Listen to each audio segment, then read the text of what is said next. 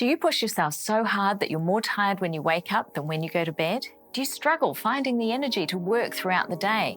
And then there's the aches and pains that limit you a little more. When you fall into bed, sleep eludes you? Stand by, Go Healthy for Good starts right now.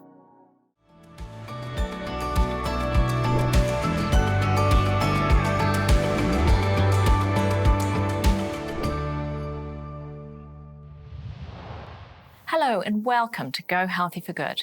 Being chronically fatigued is a drag. It gets in the way of really living, of getting out and doing the things you love. Sometimes lethargy creeps up without you realizing it, like Brian. Watch his story.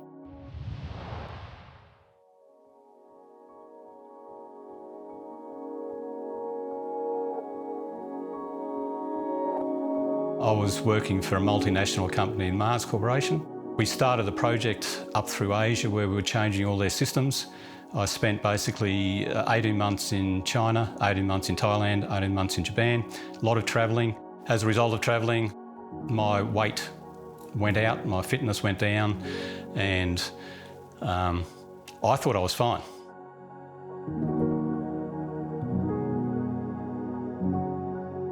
Around 2012, my wife heard of this program called CHIP, which we found out stands for Complete Health Improvement Program, which is basically a lifestyle change program, not only food, but just your lifestyle outside of that. We'd both put on a little bit of weight. We were getting a touch older, fitness wasn't as good, and then I'd heard about the CHIP program just through a friend, and there was one sort of locally, and I thought, really want to do this. But I thought, Brian has to be on board too, because if I just go, it's really going to defeat the whole purpose. And anyway, I did twist his arm a bit. He's usually not supportive of those sort of things, but I said, I just really need you to do this with me. My wife doesn't ask for much. I didn't want to go. I was a vegetarian. I felt, things were under control. Weight was a little bit over, but that's fine. I always thought I could handle that. I decided to treat it as a science experiment, thinking it's going to fail. It won't work for me. After 4 weeks, we stuck to the program religiously, and 4 weeks I found that the program actually, I failed and the program worked for me. Lost 4.5 kilos in 4 weeks. My cholesterol was down 25%. My heart blood pressure was down 10. My heartbeats were down 10. And I was quite upset that the program actually worked. What it did do for me is actually got me able to move, and that's part of the lifestyle program, and I was then able to start actually nearly running again. I distinctly remember the first run I did afterwards. I was lucky to reach 200 metres, and after 200 metres I just shook my head and thought, I can't handle this, I'm going to die.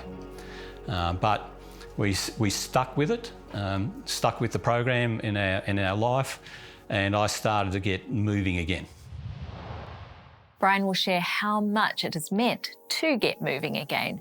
Our expert guest shares his amazing knowledge of chronic fatigue syndrome, and there's an awesome savoury dish on the stove, all on today's show. So let's get moving with the news. In the headlines, loneliness affects the brain like hunger, Amazonian lifestyle protects the heart and the brain, and early to rise, less depression. Researchers from MIT have found that acute social isolation evokes craving responses similar to hunger. And the image of people socialising together evokes the same response in the brain as a hungry person seeing a picture of food.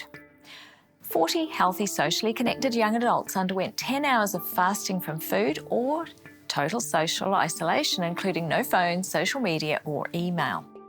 After isolation, people felt lonely, less happy, and craved social interaction. After fasting, they reported food cravings, hunger, discomfort, and were less happy. In other words, when we feel isolated and lonely, we crave people just as much as the food cravings we get when we're hungry. It's known that our brains atrophy or shrink as we age, and accelerated brain shrinkage can be a sign of dementia. Brain scans of nearly 750 adults aged 40 to 94 in the Tsimane indigenous people of the Bolivian Amazon have shown they have 70% slower brain atrophy with age than their American and European counterparts. And despite higher levels of inflammation, they've previously been found to have the lowest prevalence of coronary atherosclerosis of any population known to science, probably due to their subsistence lifestyle of hunting, gathering, fishing and farming. So once again, what's good for the heart is also good for the brain. Waking up an hour earlier may reduce a person's risk of depression, suggests a new genetic study. It's already well known that people who are night owls are twice as likely to suffer from depression than those who are early risers, regardless of sleep duration.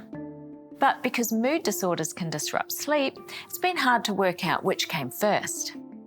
It's known that genes explain 10 to 40% of our tendency to be an owl or a lark. So researchers looked at de-identified genetic data from 850,000 people, including 85,000 who wore a wearable sleep tracker for a week and 250,000 who filled out a sleep preference questionnaire. They found that if a night owl moved their sleep time 1 hour early, they can reduce their risk of depression by 23%. 2 hours earlier reduces it by 40%. So if you want to move to an earlier sleep schedule, go outside, get lots of bright natural light during the day and dim the lights and reduce screen time in the evenings. I'm Dr. Nerida McKibben, and that's today's health news. Today's special guest is Dr. Steve Joe, a family medicine practitioner who transitioned to integrative medicine and now offers help to those with chronic fatigue syndrome. I asked him about the symptoms that it causes. It's basically if your batteries are flat, so there's lots of different symptoms. Chronic headache, low-grade fever, swollen glands, joint pain, muscle weakness, muscle pain, fatigue after exertion that's more than normal. So often it's associated with IBS and depression and anxiety. So irritable bowel syndrome, yeah, which manifests in what kind of way? Sort of abdominal pain, bloating, diarrhea, constipation, difficulty digesting food, food sensitivities, that sort of thing. So it's whole body things, and then anxiety and depression as well. Yeah. Where would and you mentioned pain, where would pain typically be? Typically it's in your muscles, a lot of back pain or joint pain that comes and goes, headache, that sort of thing, yeah. So is there a particular group of symptoms that say this is chronic fatigue, like diagnostic criteria, or how do you tease it out, and is there a test for it? There's no test for it, and the frustrating thing is that blood tests come back normal and the patient looks normal, so it's very hard to tell. But the things that I mentioned are sort of like the diagnostic criteria, but it's really just a descriptive term of common symptoms that people have, rather than it allowing you to know the underlying cause of it, I guess, which is really just flat batteries. So does it have an impact on sleep? When you say there's this fatigue, are people able to sleep okay with it? People have trouble sleeping, yeah. So the battery's flat and they want to sleep, or? The battery's flat, they want to sleep, they can't sleep, they wake up tired in the morning. They get very unrefreshing sleep. And how long does it go on for? The chronic fatigue? It can go on forever. I think if people don't change the lifestyle and change the diet and do something about it, then it can go on forever. If it's from a initiating event like a viral infection, then sometimes they'll slowly recover with time. Okay. So you've mentioned a trigger with viral illness. Are there any other triggers? I think stress in any form is the biggest trigger. I think to me, chronic fatigue is often people who have type A personalities, who push themselves all the time. Because your batteries, I think, are very resilient. They take a lot of hammering before they actually will fall over and for you to get chronic fatigue. So, it's either excessive exposure to toxins or chronic psychological stress or hormonal imbalances, or a virus or a bacterial infection that switches them. Okay. And stress and hormones go together too, don't they? Because we've got a lot of stress hormones in the body. Yeah. So how does that hormone imbalance manifest itself? Well, often you have adrenal stress. Your adrenals control your body's response to stress, and they release a hormone called cortisol, which is supposed to dampen down adrenaline, which is that fight or flight hormone. So a lot of people who are under stress, they release adrenaline all the time, they're in fight and flight mode all the time, releasing sugars all the time, and you're supposed to release cortisol to dampen it down once the stress is gone. The problem is that when you're under constant stress, cortisol eventually fails. It's a bit like being in a racing car where the stress is pressing on the accelerator and cortisol is the brake. After a while, if you're going too hard, too fast, then the brake tends to fail eventually. So people run in this constant flight or fight mode, which is okay for a short burst, but over a long period of time, they just can't maintain it. And so then the adrenal kind of gets tired and doesn't quite keep up. Yeah, so they don't make enough adrenal hormone, and that makes them more inflamed. And inflammation is a big battery toxin, if you like. It just destroys your batteries. Yeah, and when we think of inflammation, we think of pain, don't we? Yeah, so I think there's a direct link between good energy and good batteries and inflammation. In that if you have good battery function, then inflammation's down. As inflammation increases or battery function reduces, then you get more inflammation and less energy. So a lot of it's just trying to reduce inflammation, and it's and the causes of all that inflammation. More from Dr. Joe in the next episode, and an awesome dish from Melinda coming straight ahead, so be sure to stick around.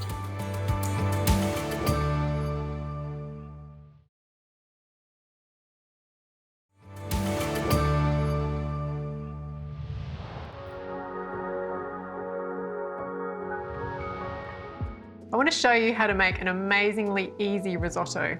So what we need to do first is we're going to make a cashew cream sauce.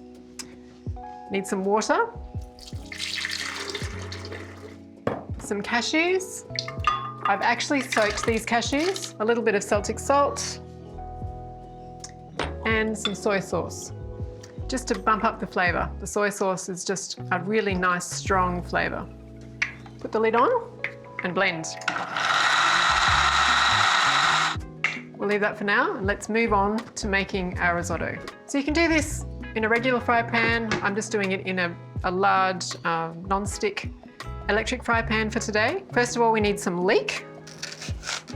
So we'll just take that little end off, and we're going to cut it fairly finely.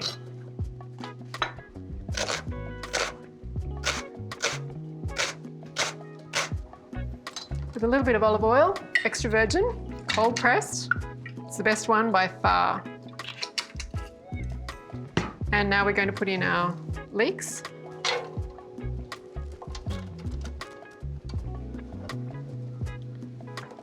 We're going to turn it up a little bit. Spread that round. And just while we're waiting for that to heat up, I'm going to just chop some fresh thyme. And really all I'm looking to do is just to take out the hardest, woodiest little bits. Don't worry if you've still got a few little strands there, that's okay. So we're just going to chop that. We'll put that in soon. We're going to add 3 cloves of garlic that have been crushed. Pop those in there with the leek. I love the smell of garlic cooking, it's so amazing. Such a great smell. Now we're going to put in 500 grams of sliced mushrooms. And stir those around. And now we're just going to add the thyme, the chopped thyme.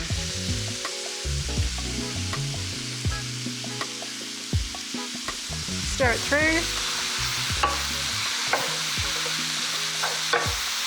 Secret ingredient for this recipe is lemon zest and juice. So we're just going to zest straight into the fry pan. And now we're just going to add the juice as well.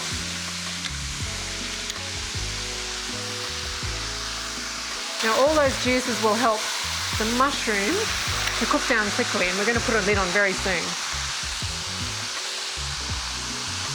Quick stir, lid on. So our mushrooms have sweated down really nicely. They're looking beautiful. And what I'm going to do before I add any other ingredients is I'm actually just going to take some of those mushrooms and I'm just going to reserve them for later on, just for some garnish.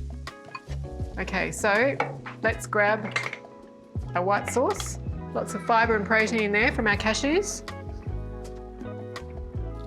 We're just going to pour that in on top of our mushrooms.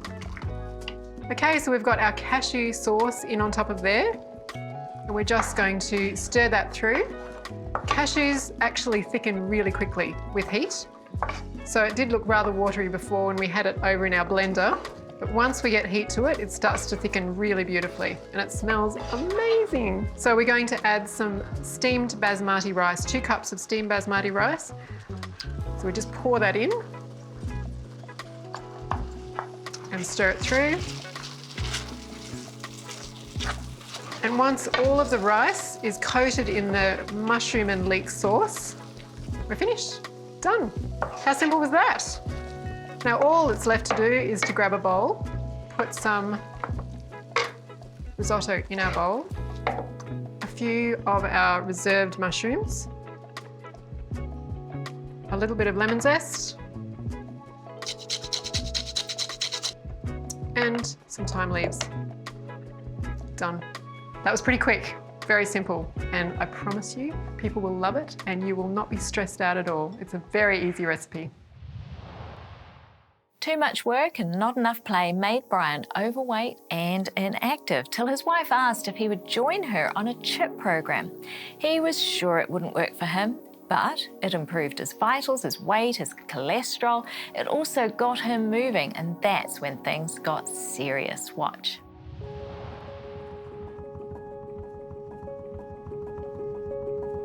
Growing up, I remember, you'd be driving somewhere the back of nowhere, and you'd see this guy on a bike. He'd be hunched over, riding the back of nowhere, and you think, what are you doing? What idiot would be on a bike out the back of nowhere? I'm the idiot. There was a Ironman event up in Cairns. I was just a spectator. Cairns, for those people who don't know, is very hot and very humid. Went for a run one day and in the morning, had to go to the toilet. Isn't pretty, but I looked down and the colour was yeah. Saw my doctor, went through some tests, and they said you've got in your bladder, you've got some polyps that need looking at. Went to a surgeon, and the guy said, "Yeah, I can do a cystoscopy." Didn't know didn't know what a cystoscopy was. He said, "I can do you in 3 weeks or 3 months or something." I can't remember what it was. And we both raised, and I looked at each other and said, that's the week of Kona.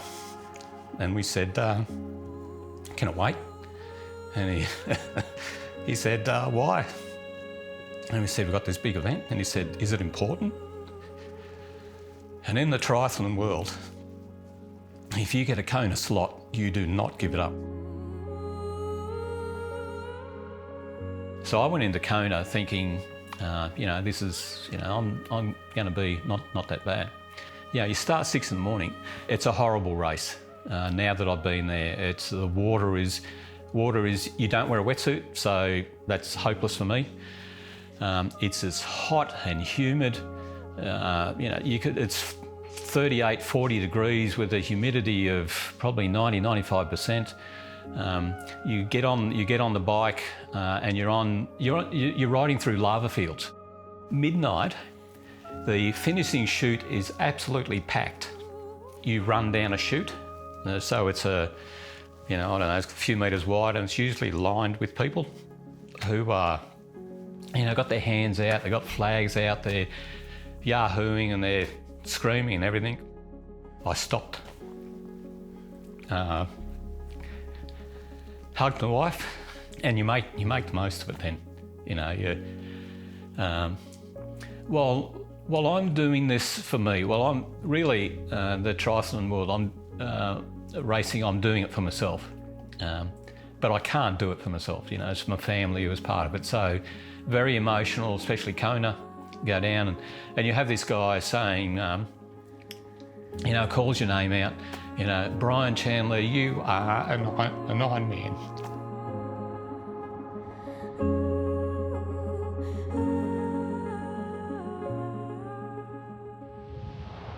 A very moving moment, a moment of triumph.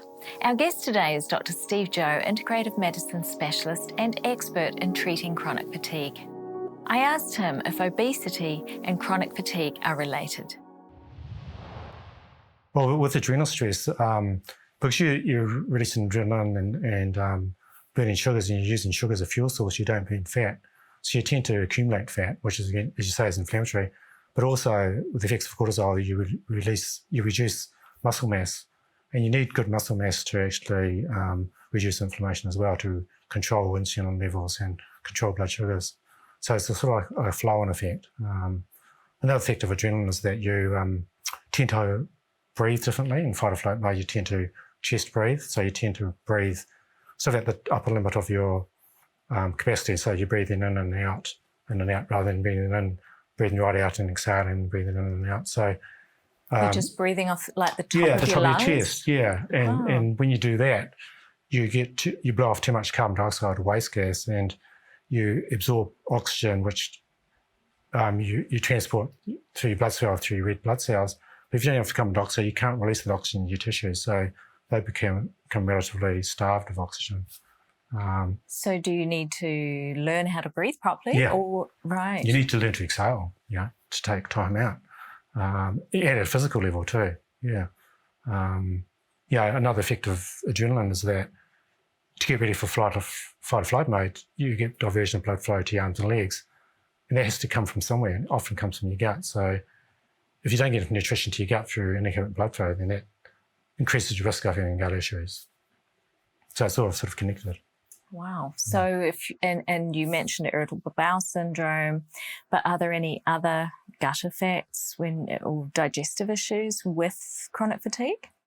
Well, with chronic fatigue and irritable bowel, you often will have increased intestinal permeability or leaky gut, where your gut lining breaks down and you absorb more toxins.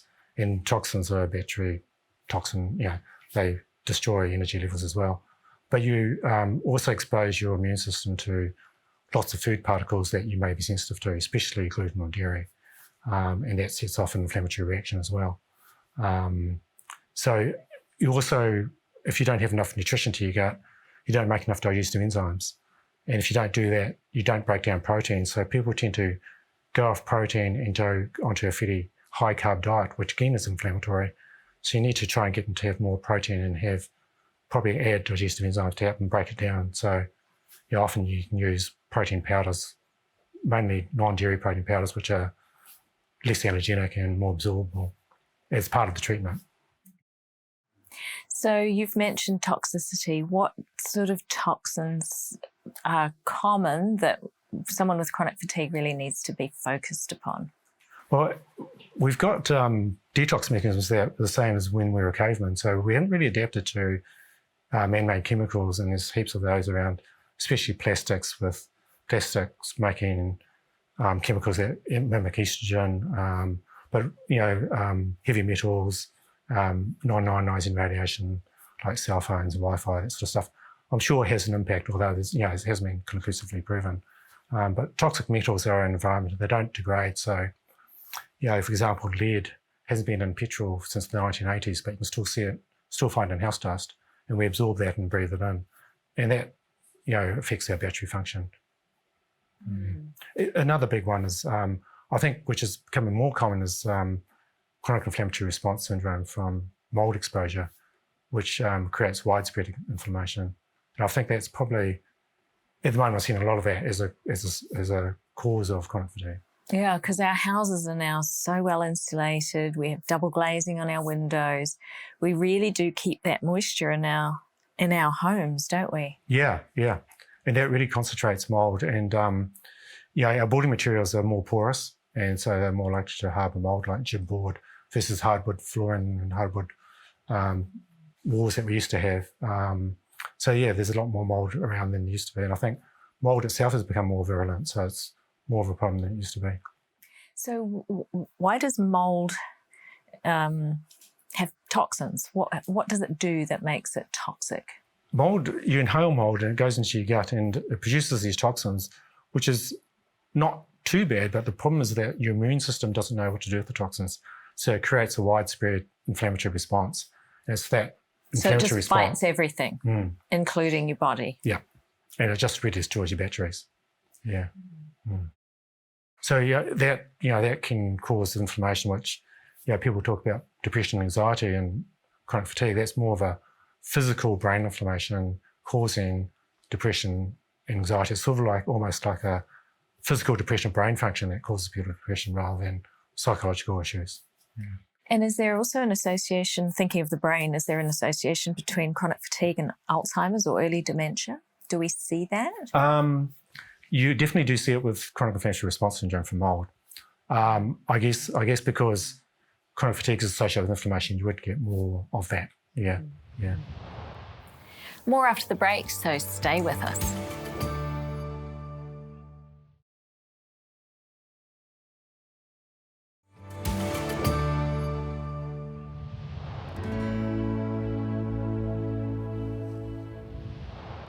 Now it's time for you to ask the questions. Is there any way to reverse diabetes? Well, there is, and it's actually fairly simple to do. There are some great books that will walk you through the process. Dr. Neil Barnard, Wes Youngberg, Brenda Davis, and others have all written books on how to reverse diabetes. Wes and Brenda actually combine forces and they host an online program called Diabetes Undone. It's very affordable at diabetesundone.com. Or you can watch all our previous shows on diabetes, we've done quite a few, by searching on our website and just put diabetes into the search engine. Here's another question. I have intractable joint pain and I want to know about medical marijuana for pain. Well, the marijuana plant contains over 100 chemicals called cannabinoids, and the main ones are THC and CBD. The THC gives the high, it's addictive. The CBD is advertised as being anti-inflammatory and good for chronic pain. But the research is still early. The FDA studied 100 products of medical marijuana that claimed to have CBD and found that labelling was not very accurate in terms of its purity or its potency. Of concern is that 50% of the products also contained THC, though they claimed they did not. And there have been cases of contamination with heavy metals such as lead. So this whole industry is a little bit flawed still at the moment. 40% of kids with epilepsy who were given CBD orally had adverse events. So while it may be a plant, you can still have reactions to it.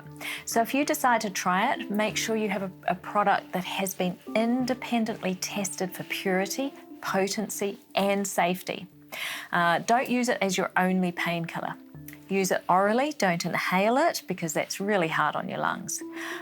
Give it a short trial to assess its effectiveness and work with your doctor, not the CBD provider, to monitor your pain meds. They have a vested interest in how much you use. Your doctor is going to be more independent, hopefully, about all of that. Now, someone else asked, you had a dentist with a device to help sleep apnea on the show. Can you tell me more about it? Well, that was a mouthguard type device that's called a mandibular advancement splint. That's a mandibular advancement splint, meaning it holds the bottom jaw forward while you sleep so that your airway is held more open. That will avoid snoring and sleep apnea. Now, you can actually order mandibular advancement splints online. You can get them from your dentist often. The dentist we had on the show can be found at koalasleepcenters.com. That's koalasleepcenters.com, and he's got multiple locations across America's Midwest. Thanks for those questions. If you have something you want to ask, then get in touch using the contact details on the screen. Now, we're heading out to see what's on the produce stand.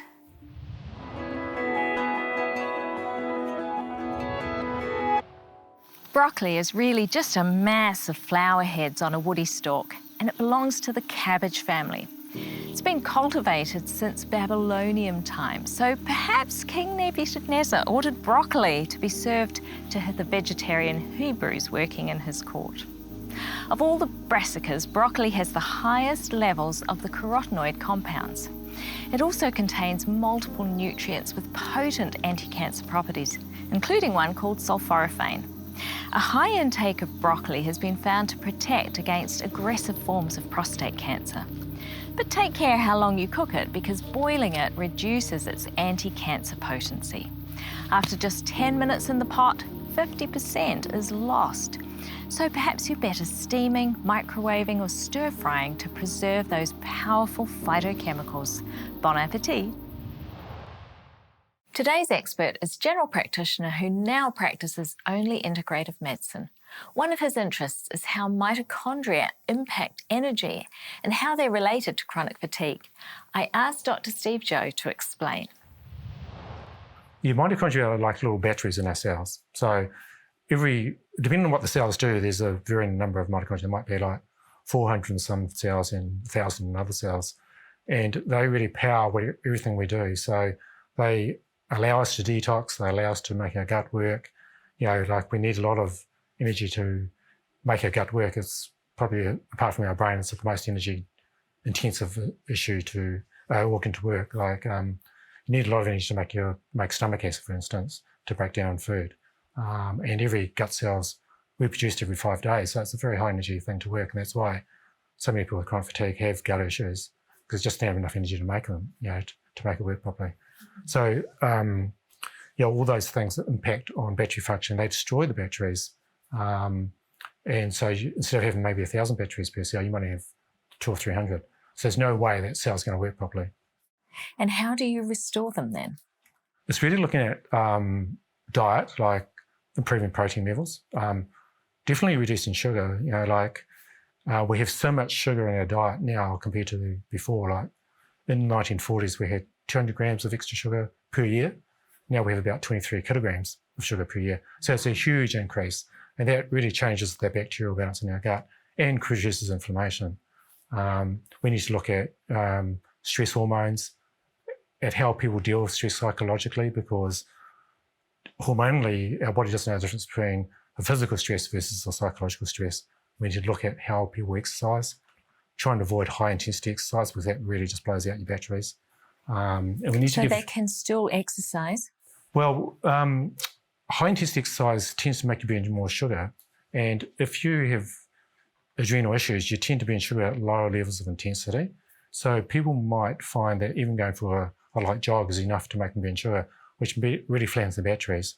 So it's just sort of like, we aim for having a maximum heart rate of less than 170 minus their age as a maximum heart rate. 170 minus their age when they exercise. Yeah. So that would take them down into the more moderate. Definitely they'll be fat burning at that level. And for most people, that's like walking or fast walking, or cycling. You want to be doing something that you can control heart rate pretty well.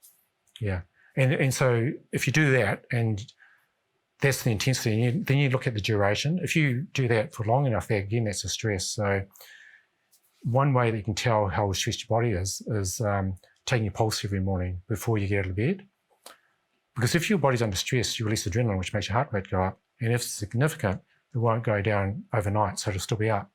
So it's a really good indicator of how much energy your body's got. It's a bit like a battery level indicator on your phone. I would say, like, people with chronic fatigue have no idea how much energy is left in their batteries. Right. It's a bit like having a phone without a battery indicator. So they think, oh, it's on, I'm ready to go. We're good to go, but they don't realise when it's going flat. But if you take your pulse every morning, that's a really good indicator of how much energy you've got for the day. So what would you be looking at for normal? Depends on how fit you are, but you're looking, most people between 60 to 70, but most people with chronic fatigue will be in the 80s and 90s because they're releasing adrenaline all the time, trying to keep their blood sugar levels up so that they can keep on, doing stuff. But as they get better, they'll find that their morning pulse will just get lower and lower, and it'll stay low. And so if you do too much exercise, you'll find the next morning will be too high. And you're aiming to try and keep it within 10% of your lowest figure. And that's a really good way to keep things under control. The good thing about exercise is that type of exercise cools off any badly functioning batteries, makes fresh new ones, and then they start multiplying. So you get back up from maybe 300 or 400 batteries up to the 1,000 you need. So you're suggesting that exercise is actually part of the treatment. It will help to restore those mitochondria, those battery packs in the cells. Definitely, but not in the early stages. But in the early stages, you want to try and get rid of all those irritants of battery function, like the toxins, hormonal imbalances, getting the diet right, getting the stress right, and then they'll get the most benefit from exercise. If you do it too early, they're just too fatigued to actually get any benefit. More on treating chronic fatigue syndrome in the last segment. Don't miss it. But first, this.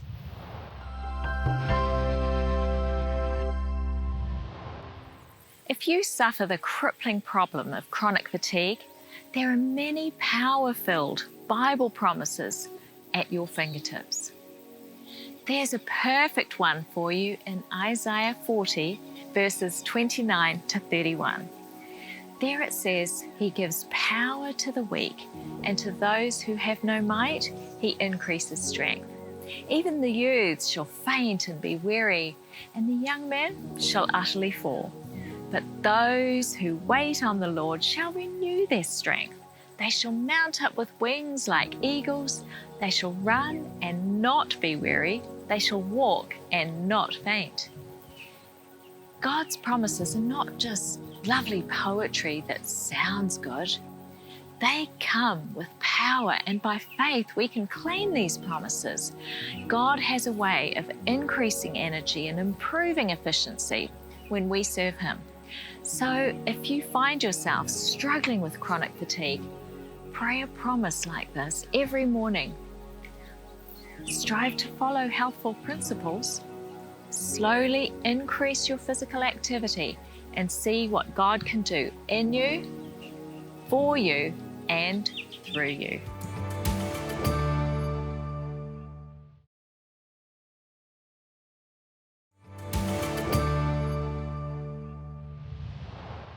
Dr. Steve Joe is our expert guest today, and we've been talking about the multiple modalities for tackling chronic fatigue. One problem is craving sleep, yet sleep is very disturbed. I asked him for tips on managing sleep. That comes naturally as you get a handle on adrenal stress, really, yeah. It's the adrenals that keep you awake at night, yeah. Is there a particular time that people are best going to bed in terms of adrenal function? Is there like a sweet spot for making sure you're in bed lying? I think between 10 and 2 are probably the most restorative sleep times. Yeah, but... So being asleep by 10 would be good? Yeah, and that's really reducing your exposure to blue light and that sort of thing. Yeah, and a bedtime routine. Okay, yeah. So that all that sleep hygiene stuff, which we've covered in other shows. Yeah. And so what about nutrients that might support the mitochondria? Are there particular supplements? You've talked about cutting out the gluten, the dairy, sugar. Yeah, having more protein. Yeah. What else might you add in as a supplement or a support for mitochondria? So after you've fixed all those irritants, then you'd be into exercise, and then you'd be into the mitochondrial supplements. And that'd be like N-estrol, cysteine, estrol, carnitine, CoQ10, D-ribose, green tea extract, that sort of stuff. But often, if you get rid of those irritants, then often you don't need those things because their batteries start functioning and they start going themselves. So you do all the lifestyle things first, and then, if needed, add that in. And you might just add them in for a few months? Yeah, just for a few months. I think probably the most common one I'd use would be estrol cysteine. Right, really powerful antioxidant. Yeah. Do we have to think about oxidative stress in all of this picture? Yeah, I think oxidative stress is affected by all those different things that we talked about already. So you don't think of that as a separate issue, it's just part of it, that package of chronic fatigue. So there is hope of recovery? Oh, definitely, yeah. What sort of success rate are we talking? Does everyone make some improvement?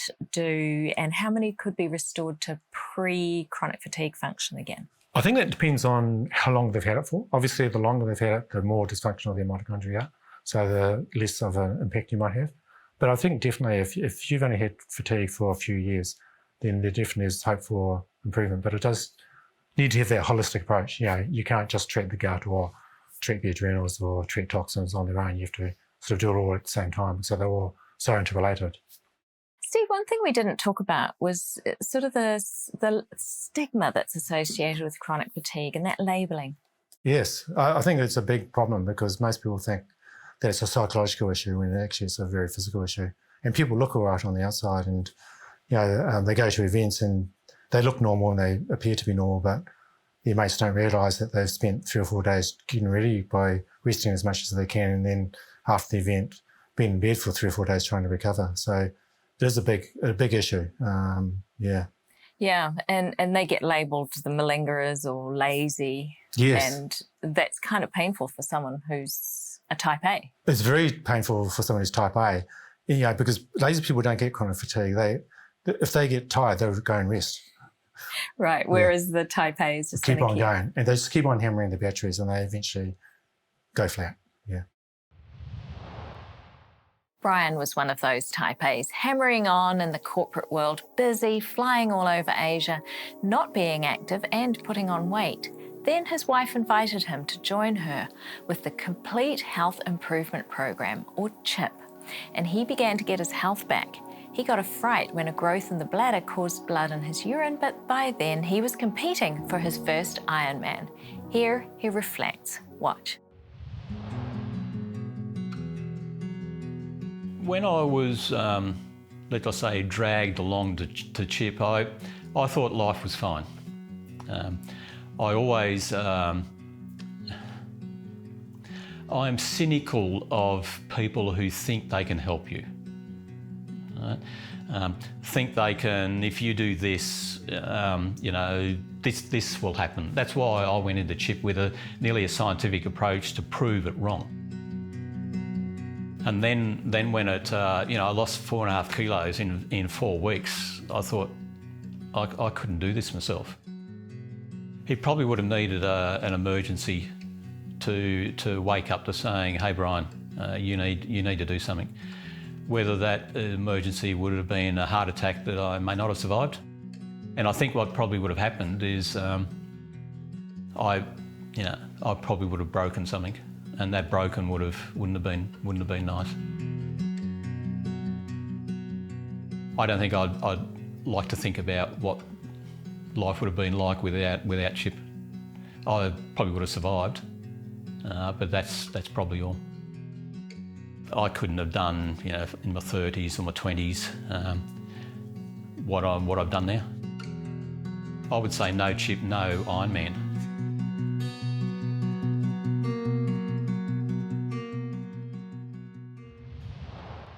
It's great to find your capacity increasing even as you get older. And if you have chronic fatigue, don't give up. There's hope for you too.